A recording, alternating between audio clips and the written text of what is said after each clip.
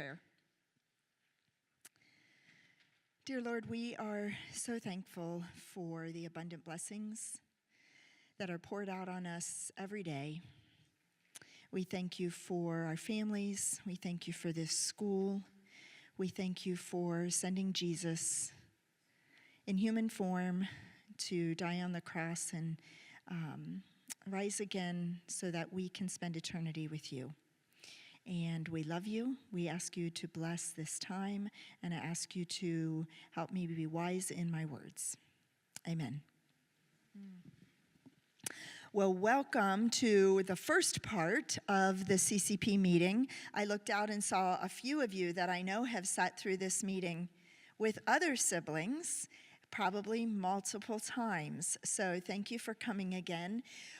This counseling session is required by state law in order to participate in CCP. So for those of you that have been through the meeting before, especially parents, thanks for coming again so that we can honor our commitment and meet that state requirement, and I'll talk a little bit more about that. You do have a form at the end of the evening. You can go ahead and sign that, student and parent, to say that you were here and heard the information that is presented.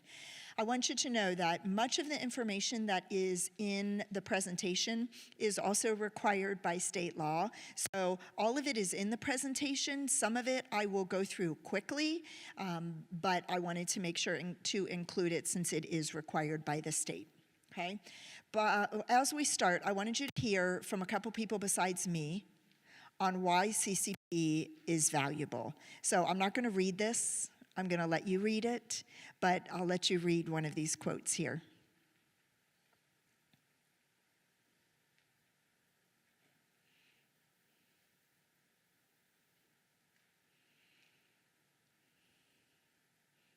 That was from a student who graduated in 2019, and I happen to know that that student is now in graduate school pursuing a higher education degree. So this is just one benefit from CCP. Let me show you one other quote. This one's a little longer, but I asked this parent, she kept saying, "You don't know how valuable it's been." And I said, "Would you like to just tell me what this has meant to you and your family?" And this is what she has said.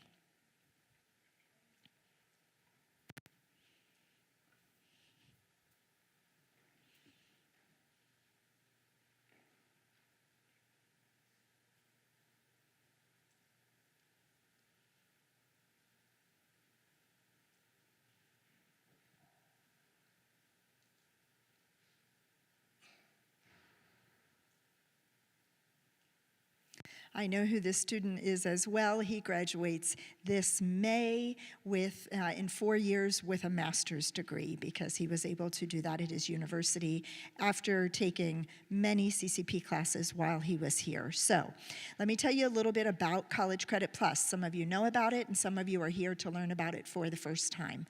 College Credit Plus is the name of Ohio's dual credit program. Each state may name it something different. The state of Ohio has named it College Credit Plus.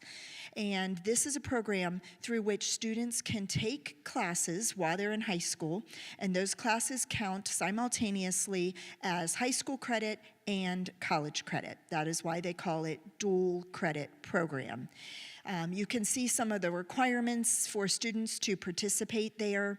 Students can take courses through any university in the state of Ohio that participates. All public universities participate. Many private universities in Ohio participate as well. We have 4 universities that are here this evening that participate in the program. I'll talk more about them, and some of them will speak at the end. But I do want to reiterate this last bullet point. I say this now, and I will say it multiple times in the presentation so that you know this. The classes that students take in the College Credit Plus program are college classes.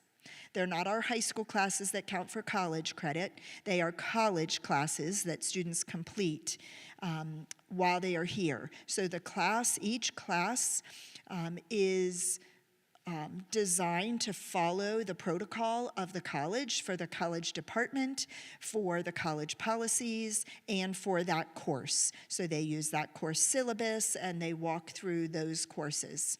I'll talk a little bit more about that as we go. I just want you to know, I think it's important to know if students step into these, even as ninth graders, that they are stepping into a college classroom. That happens to be on our high school campus, okay? CCP is governed by two codes, the Ohio Revised Code and the Ohio Administrative Code. I don't expect that you will want to look these up, but I want you to know at the bottom of the slides, because this presentation will be made available to you, at the bottom of the slides, I've actually referenced which Ohio Revised or Administrative Code I'm referring to on each slide. And if that interests you, you can search Ohio Revised Code 336, I know it's 3365, and then there's usually a little bit after that. So if that interests you, the College Credit Plus program is put together by the legislature in the state of Ohio. So those are the codes there. Students, if they choose to participate, may apply to and attend multiple colleges at one time. So they can take one class through Cincinnati State, they could take another class through University of Cincinnati or Cedarville, Miami, Sinclair. They can take classes through any colleges that participate. They can take classes in the summer, in the fall, or the spring, and they can take classes at the high school, which is what most of our students do. But they can take classes on a college campus if they want to choose to drive to a college campus, or they can take online classes. So most, I would say, of our CCS students choose to participate in the courses that are here on our campus, but there are other classes that are available to them, and that's important because if we don't offer a class, there are options to take those. So how can a student participate? There are several steps that are laid out through the state. The first one is eligibility. Students must meet a criteria, one of the criteria that are available there. So you can see what those are behind me. I will say that the vast majority, almost all of our students are eligible for CCP if they have an unweighted GPA of 3.0. Are there other ways to be eligible? Yes, depending on the college. Some colleges will have a specific standard, and so you can look up if a college has only follows one of these, you can see that. But for the most part, if I want to know if a student is eligible to take College Credit Plus, I actually look on their transcript and look for an unweighted GPA. Junior high students, this is a little tricky because you haven't established necessarily a high school GPA, so we will look at your junior high report card and make sure that you are eligible to take CCP classes in that way. Step 2, once you're eligible, if you know you're eligible and have a 3.0 unweighted GPA, or another method there, the step 2 is college admission. Students, listen to me for a second. You have to apply to college in order to take these classes. So you have to go on the college website and you have to apply. Parents do not do this application because the parent is not going to the college. So the student sits down and does the application. Now, this is a simplified application. This is not one that requires letters of recommendation and a super thorough method. This is a simplified application. So parents, you can sit next to them just to make sure, but what they may need help with is finding their Social Security number. That is what usually students need help with. By the time we are in college or adults, we know that, but this may be one of the first times that they've had to enter that number themselves. Students, when you fill out the application, use your own cell phone number and your email address. It's easiest just to use your school email address. You need to use your number and email address because there will be times that you have to use dual-factor authentication to log in. Now that was made much more difficult this year when students didn't have access to their phones during the school day to do dual factor authentication. And adults, you know what I'm talking about. Sometimes to make an Amazon purchase or log into Netflix, I have to use dual factor authentication, but that's on my phone. So we have worked with our IT department. I'm really thankful for Mr. Curley, and they have worked, he has worked with the colleges to make sure that students don't need their phones in order to do this. But there have been times that students still need to get their phone to do something required for this. So use your own cell phone number. Colleges have their own policies, paperwork, deadlines. You can see that on their college websites. Next year, we will have 4 college partners, which is a step from 2 college partners, so I'll talk more about that later. But that means each of them may have a little bit different deadline, so that's going to be important. Then here's what happens. After they fill out students the application, this is where the parents do have a step. The legislature in the state of Ohio has added a permission slip and a questionnaire, and these have to be filled out by the parent.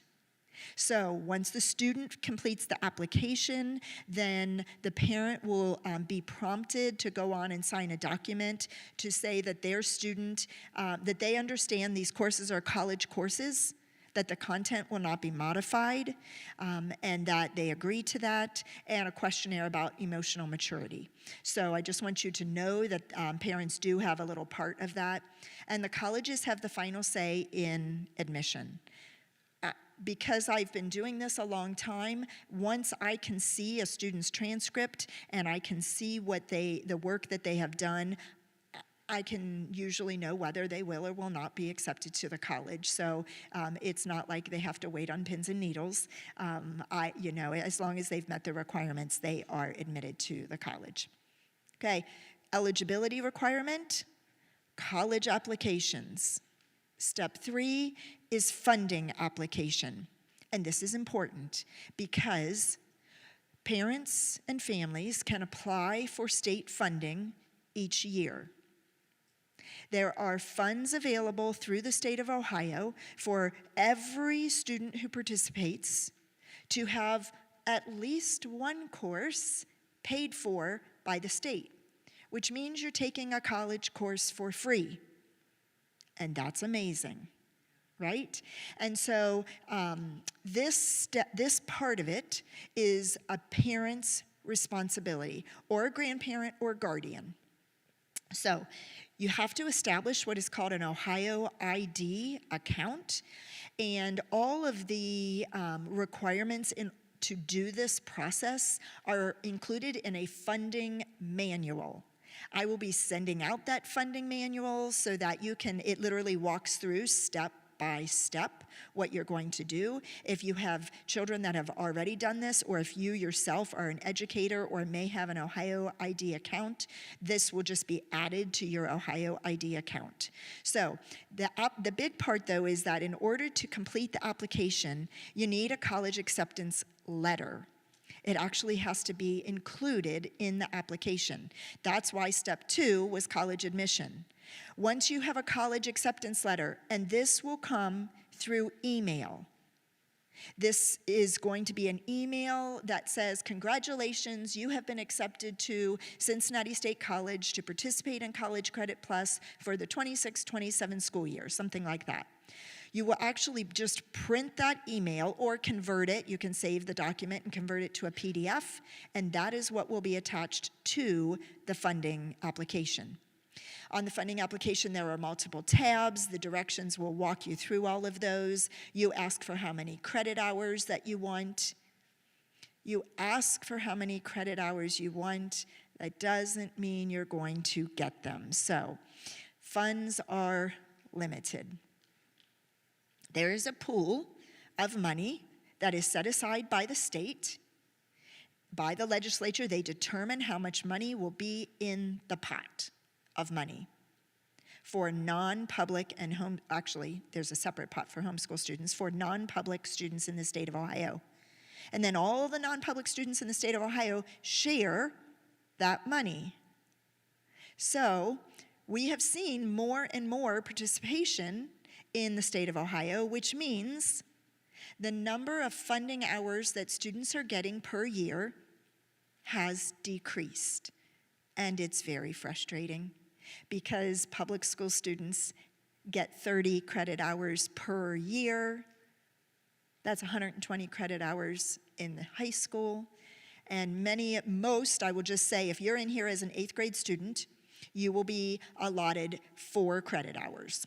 I can just tell you. Now, that works when you're in 9th grade because there's only one class available to you here at CCS, and it's a 4 credit hour class.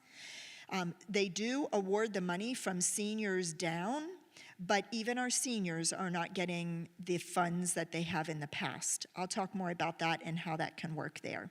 So, if funds don't cover the cost of the course, so let's say you're sitting in here and you have a sophomore, and next year they're going to be a junior, and they want to take 4 3 credit hour classes, maybe 2 each semester. That would be 12 credit hours altogether.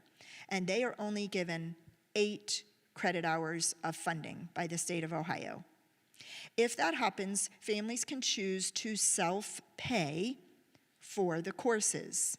Now, the wonderful thing, and when you hear, I'm going to pay college tuition for these courses, that's a little bit intimidating. The rates that the colleges charge per credit hour are very low. And I have that on a slide coming up, but I just want you to know about self-pay, and I'll talk more about that. For the first time this current school year, we found out about it in the fall, and going for the future, for now, there are now 2 application windows.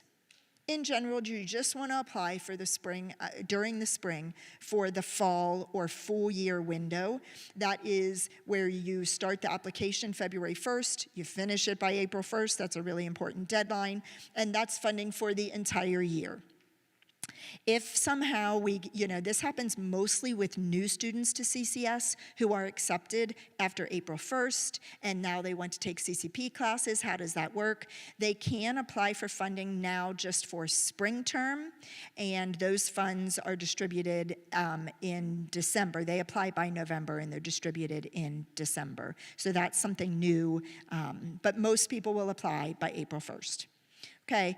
So we talked about eligibility, college admission, funding. Step 4, what classes do you want to take, right? If you have walked through all those steps, now you need to decide, what courses am I going to take?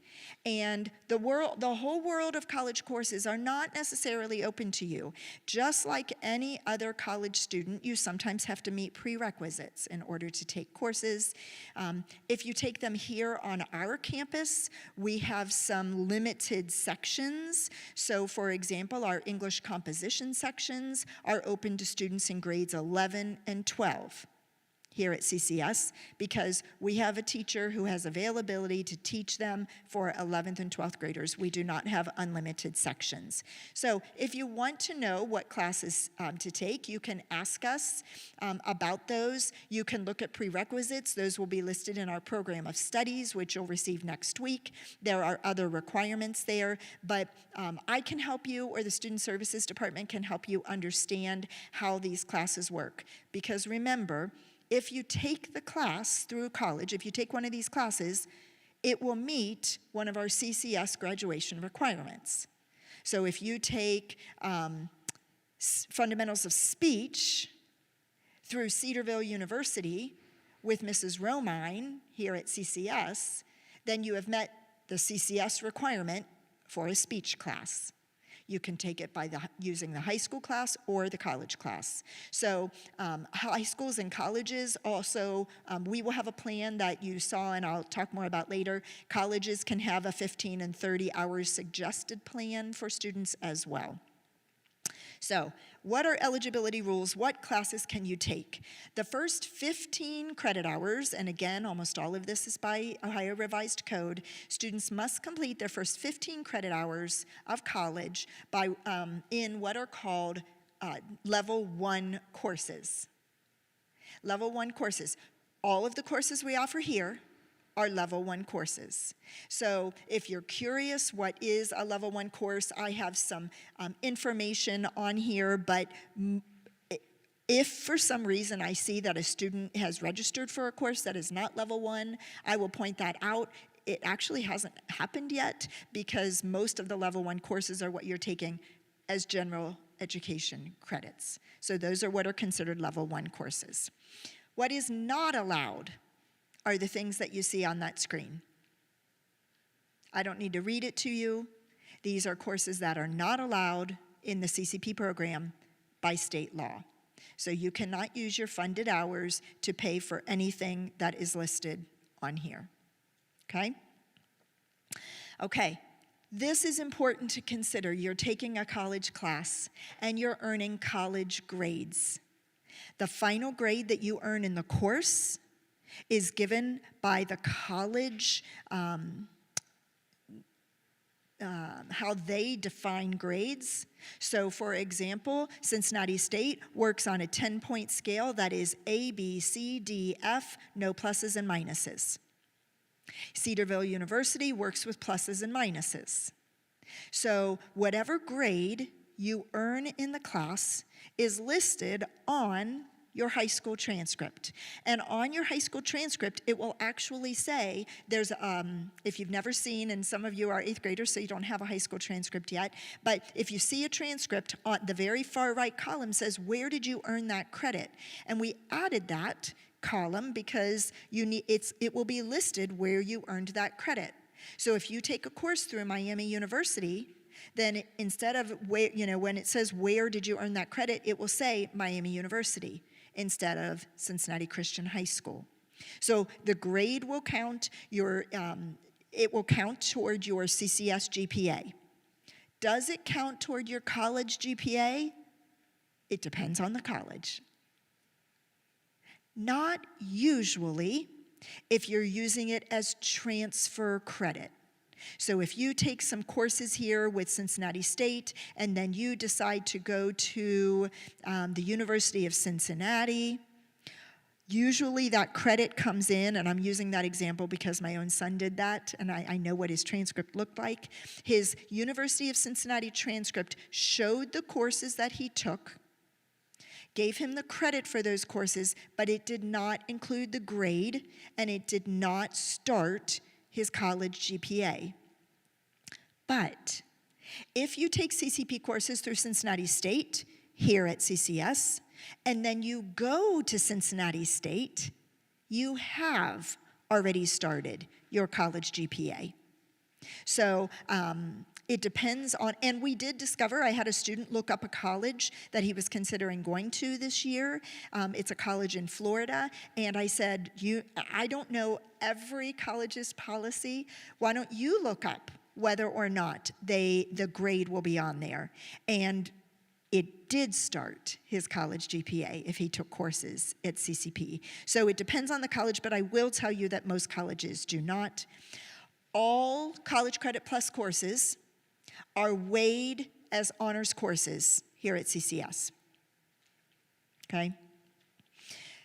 I'm required to put this slide here. I just want you to know if you're a male and you turn 18 while you are taking CCP, you're required to register for selective service. You can read more information about that. Okay? So, our college partnerships for the 26-27 school year will be with 4 colleges. We have been working with Cincinnati State College and Cedarville University for years. Next year, we are adding Sinclair College and the University of Cincinnati for very specific reasons that I'll talk about in a little bit. But next year, we will have 4 college partnerships. And the tricky part of this is, and this would be mostly for juniors and seniors, but there may be juniors and seniors who are taking classes through 4 different colleges all at one time here at CCS with CCS teachers. That works fine in their school day. They have their teachers, they're going to their classes. The hard part about that is they have to sometimes look at multiple learning management systems because these will not be on Schoology, which I'll talk about in just a minute. So I'll talk about which courses we're offering a little bit later. I want you to just see the differences between high school and college. I'm not going to read all of this to you.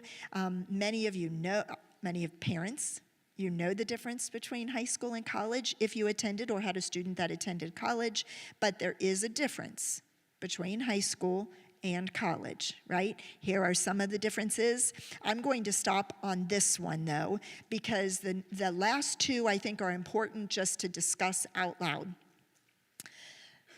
The role of parents and guardians change when students are high school students versus when they are college students, which makes sense. But here's the tricky part. They might be 14 taking a college class, and parents, that means it is their responsibility and not yours anymore. You won't be emailing the professor and asking the professor a question. This is the student responsibility. The role of the parent is more as a mentor and support. Okay? The other thing is there's a big difference in accommodations. If you have accommodations in the forms of an IEP or a student service plan of some kind, then those are not guaranteed through college. The student has to apply to the college to see if they will receive accommodations. The college will then let the student and the professor, which is often the high school teacher, know which accommodations are accepted or not. And this has to be driven by the student. The parent can, of course, walk alongside them as support. Okay, what does it mean to be college ready? I want you to know many of our CCS students are ready for a college class intellectually and academically.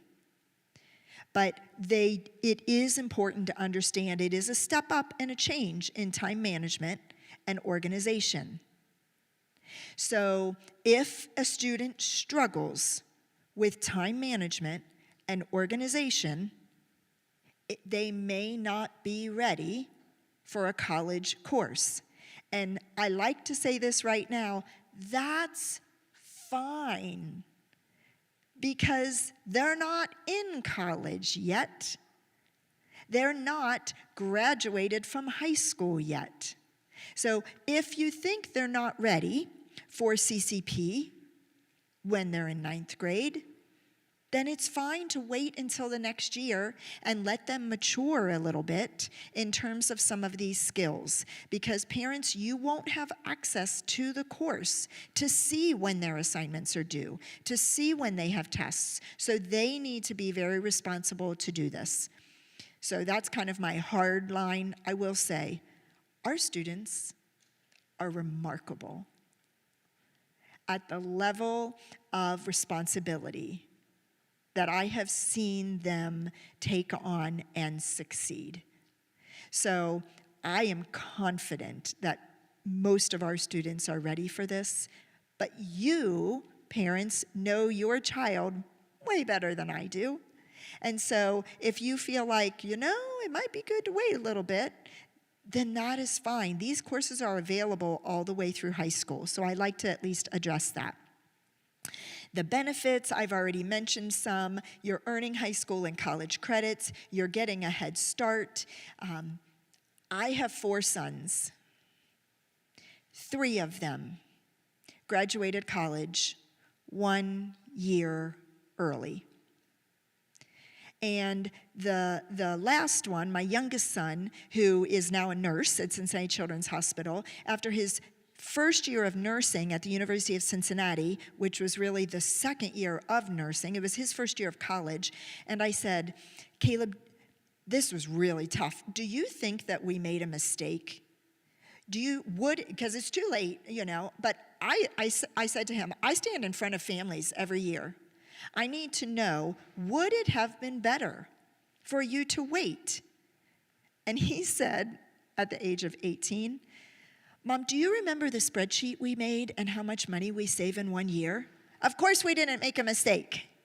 And so he graduated successfully. He did great academically. He's now a nurse at Cincinnati Children's Hospital. It is an amazing program. It doesn't mean, though, that you have to graduate early. That's not always the goal of CCP. One of my sons was on a program that was a 5-year sequential program that included co-ops. He could not graduate early. It was not an option because it was sequential for 5 years. But his last year, he only had to take 6 credit hours per semester, worked a job for 25 hours a week to start saving up money for when he graduated, which is just as valuable. So there are lots of reasons to do this, to save money, to experience college. It has been a remarkable program for many families here. So, what are your expenses as families? You can participate in CCP under what are called option A or B. Most of us would say the way the state defined this, remember this was the state legislature that defined every part of College Credit Plus. Option B is what almost everybody does. Now, that always sounds a little bit silly, right? Because we would consider option A the first thing, but it's usually option B. Option B is where you're using funded hours from the state of Ohio. All tuition, fees, textbooks are covered unless you decide to take a course on a college campus and transportation is not covered, okay? Most students use this option first. If your funds are depleted, you can then use option A. Option A is where the family can choose to self-pay for the college course, and this slide says at the standard rate of tuition, because I have to put that in there. The standard rate of tuition for CCP is very, very low. I'll show that to you later. But the college bills the student. You don't pay CCS for the course. The college will bill the student. You will pay for the course directly to the college if you need to pay for those. Now, if you use option A, the state also says that the family has to pay for the course and the family has to provide the textbooks. And at CCS, we have decided that because your funds are limited as non-public students, if you decide to take courses above your funded hours, we will continue to pay for your textbooks. Some of the colleges actually provide the textbooks for free for the students, but if you need to use this option, then CCS will still provide your textbooks. Under option A, you can choose to earn college and high school credit, or you can say, I just want to get the college credit. We have never had a student say, I just want to get the college credit, but if you decide for some reason that you want to do that, then you just have to let us know, okay? So what support services do you receive? You receive still support from myself as the CCP coordinator. You receive support from the Student Services Department, but you also receive support from the college. So every student will have a college advisor. That advisor will meet with them sometimes in order to add classes. If you take classes here at CCS, then we register you directly for those. But we do have college advisors that come onto our campus that meet with students. It's a wonderful thing for students to have their first meeting with a college advisor right here in our building. So they will have access to still our high school services, but also college advisors as well. Library, tutoring, all of those things are provided. So this is a big question. Will CCP course credits transfer? I think this is a very valid, important question to ask. So, in the state of Ohio, CCP courses credits are required by law to transfer as equivalent credit to every in-state public college, which makes it seem like, well, what if they go out of state? What if they go to a private college? I had a student who one of my sons went to the University of Alabama. Every single one of his credits transferred. I had a son who went to a private college in Rochester, New York. Every single one of his credits transferred except one class. And that was atypical. Every year I ask students, because I want to know, if you went to Taylor University, did your credits transfer? We had a student recently go to the University of South Carolina, and I reached out and said, did your credits transfer? I want to know this so that I can report it to you. And here's what I want to say: the credits transfer. It's a wonderful thing. Every once in a while, we have a student who reaches out to me to say, Mrs. Smearsall, my college is not sure, this happened this past summer, the college is not sure they want to accept my biology credit from Cincinnati State. Well, I happen to teach the CCP biology course, and I said to her, this is going to be great practice in self-advocacy. So I'm going to send you our syllabus. I'm going to send you all the information for what we did in the course, which is included, all the textbook information, etc. You're going to need to take that and go to the college advisor and say, I would like you to relook at this. I really think that this course should be accepted for transfer credit. For her, it was important. She wanted to major in biochemistry. This was 10 credit hours of majors level biology. So she reported to me a week later. I did what you said. I took the syllabus. I met and talked with them, and they took all the credits. So that has happened a few times, but the credits transfer, it's a wonderful thing. There's also a tool called Transferology. It's an online tool. It's not necessarily user-friendly. I am pretty adept at using it. So if students take, for example, a course and they want to know, Mrs. Smearsall, do you think this course that I'm taking through Miami University is going to transfer to Indiana Wesleyan? I can usually go on there on Transferology and check. You can also contact the college directly. There's lots of ways, but I want you to know that it's included well. Deadlines. There are some important deadlines. You'll see them here. The deadline I really want you to hear is April 1st. April 1st. By April 1st, you need to have, and let's just say a couple days before April 1st, you need to have all of the funding application completed, the letter of acceptance in hand, so that you can apply. If for some reason you have to take an ACT or SAT for a college, that is usually if you don't have a 3.0 GPA. We have never had a student have to take the ACT or SAT, but I don't rule it out. If you have to do that, make sure you take it early. And then the only thing to know is that if you decide you want to take a summer class, the deadlines are a little bit earlier to register. The tricky part about taking summer classes is they usually start in May before we are out of school. So we don't have a lot of students that take summer classes, but some. Okay, what are your next steps? I'm going to talk about these again, but students, after you hear the second part of the presentation, anytime, tonight, tomorrow, you can fill out your college applications. It will take 10 minutes to fill out the college application. So this is not a long process.